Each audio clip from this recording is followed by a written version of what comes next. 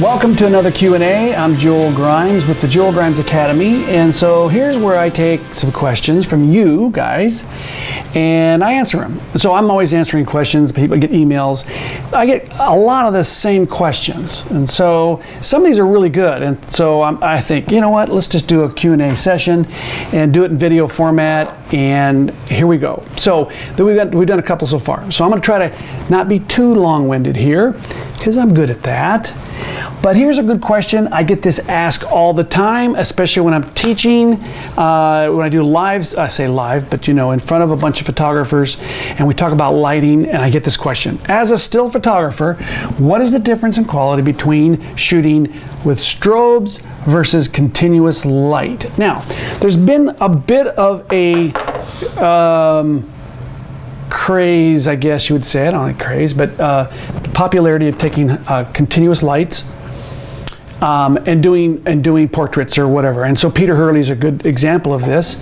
And so people say, oh, you know, the continuous light gives such an amazing quality light on someone's face. And I say, well, if you go back to the very basic principles, the cracking the code of the lighting, it's the size of your source in relationship to your subject determines the quality of light. So the bigger the source, the softer the light. You back it up, it gets harsher and harsher, it gets smaller, smaller, smaller, it gets harsher. You bring it in, it gets softer, softer, softer. So if you can understand this, it'll change a lot. And that is, before, I guess when I was first starting on photography, before I even started using strobes, I think the softbox, the technical or the manufactured softbox that was available to the public didn't come out until I think the early 80s. Okay, so prior to that, they had some umbrellas. Prior to that, what did they have? Big silks. They shot through big diffusion silks, or they used flats. They took big pieces of white, whatever it was, lightweight stuff, but they'd have them on pulleys, or in the movie industry, they'd have them on rollers or whatever, and they would bounce light. So the masters of lighting back in those days understood the bigger the flat, the more light you spread onto that flat, the softer the light. So if you took a big flat, but you just took a small spot on that light, it would be a very harsh light to the subject, bouncing back to the subject. So it doesn't matter what the source behind it is, whether it's continuous or it's strobe. If a strobe doesn't, if you have a softbox and you don't have an inner baffle and it's just blasting light in the center of your softbox, it's going to be a very harsh source because it's a small amount of light coming to you. And so you have to put an inner baffle that spreads the light. But if I took a softbox like I have right here, I have a continuous light here, but it's inside of it. There's a softbox, but light inside, hot light, or not hot light, but continuous light. And it's spreading light across the surface of that softbox. So whether it's over here is a panel behind me, I would call it a hair light, but let's just call it an edge light. That's a panel of LEDs, and it's a Westcott, makes it as a flex light. And I have it set up so there's a diffusion on it, whatever, to kind of soften it. Just not soften it, but smooth it out a little bit. And it is not very big. It's a source about this big, right? So if I go and get the source that's 3 times that big, it's going to be softer. If I get one that's smaller, half the size, it's going to be harsher. So it doesn't matter what is pushing the light through, whatever it's diffusion or the diffusion, or not diffusion, but the surface of that, whether it's a flat or you're shooting bouncing, it's the bigger the source in relationship to the subject, the softer light. Now, one of the advantages you have with strobes is you can take that light source outside and overpower the sun. If it's got enough juice in it, it'll overpower the sun.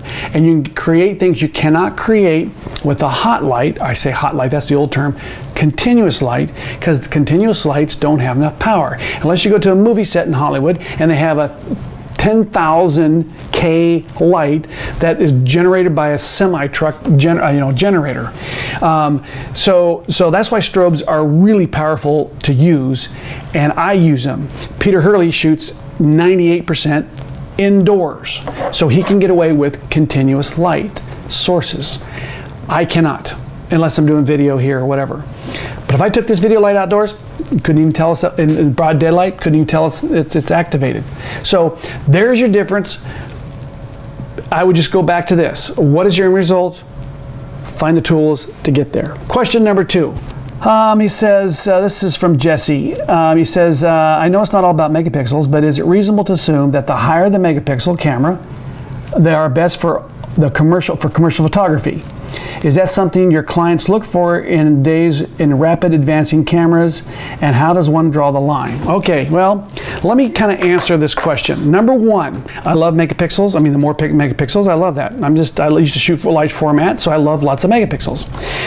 When people come to me and they'll say, should I upgrade from a Canon 5D Mark III to a 5D SR? I always say that if you take a lousy picture, it looks worse in 50 megapixels.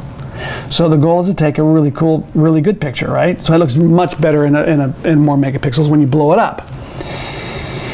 If you're going to create a portfolio that you can go and pitch to ad agencies, how many megapixels do you need for that? About 6 megapixels. Not even that really, but a 6 megapixel camera would do that, because that you're presenting on the web, or you make a print.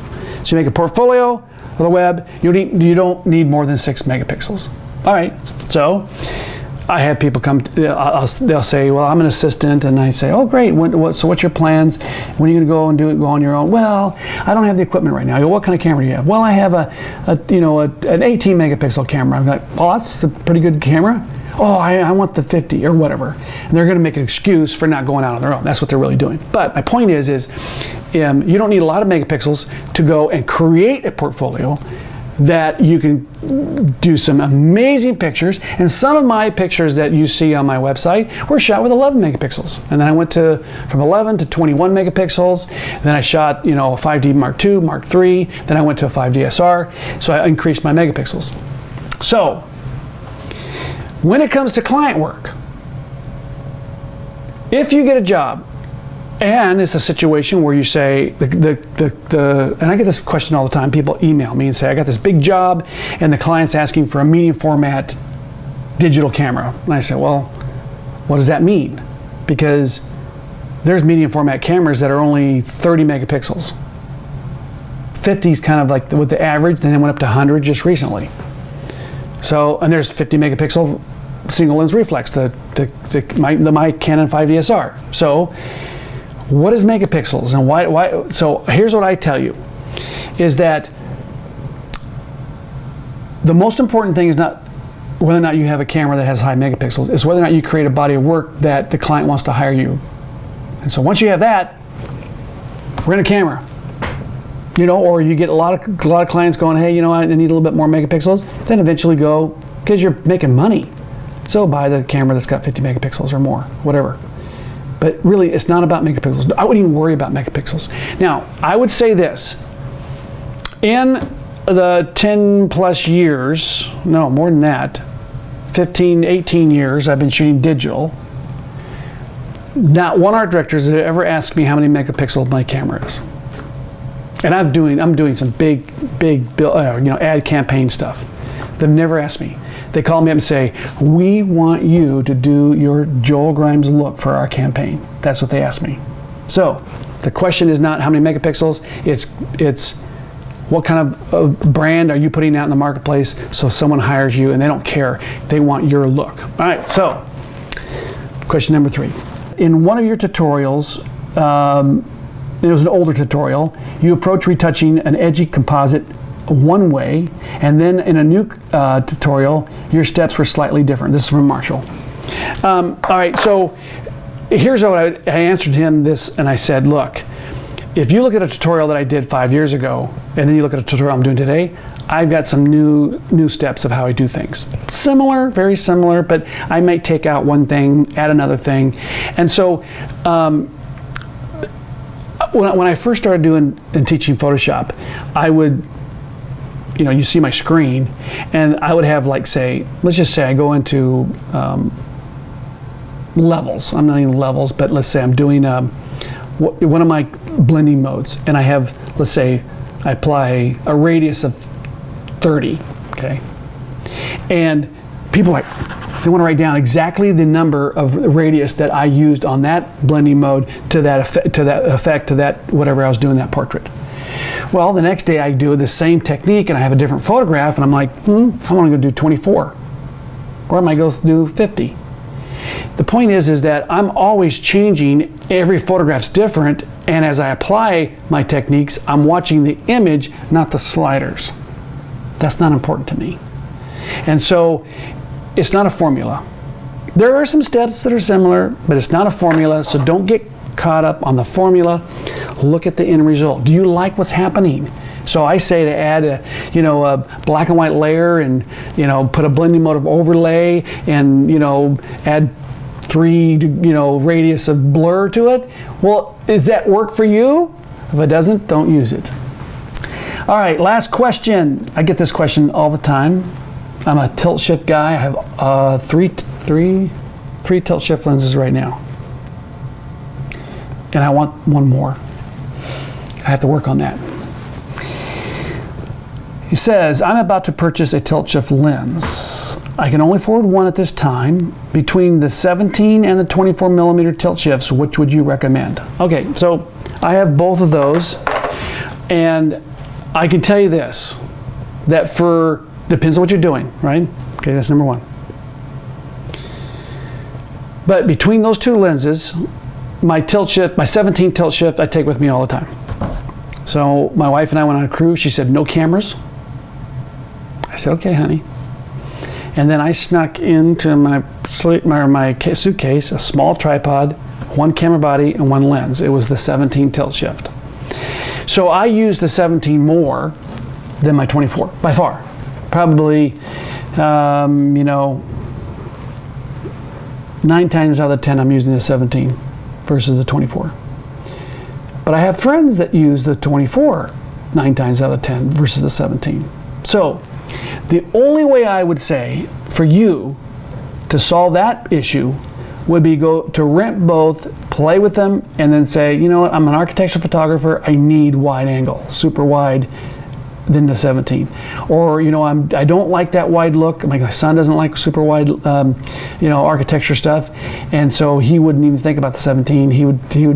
The 24 might be too wide for him. So it's really a preference. So they're about the same price, and so, but rent one and play with it, and then make your decision based on that. And I would say that goes for a lot of pieces of equipment. I have bought some equipment thinking I would use it all the time, and I barely touch it. I've also bought some equipment, like I bought my 7200 2.8 lens, and I use it twice a year. And then the last 3-4 years, I use it a lot. So my style has changed a little bit. Now I'm doing more shallow depth of field stuff, portraits. And so it's starting to be used a lot. Now, for a while, I didn't use it hardly at all. People say, oh, I love my 7200. I'm like, well, I hardly ever use it. Now I love it. I use it more. So with time, things will change there too. So there you have 4 questions. Send me some questions. I love good questions, and I love to talk about photography and to get people excited about creating, and so that's what the end result is all about. Don't forget to go and visit joelgrimesacademy.com, where I have over 100 tutorials on all sorts of topics, including some of the stuff we talked about today, but lighting and business and how to make a living, how to be an artist, all those good things. I've been doing this a long time, so I feel like I have a lot to say. So there you go. Q&A. This is hopefully going to be something I'll do more often.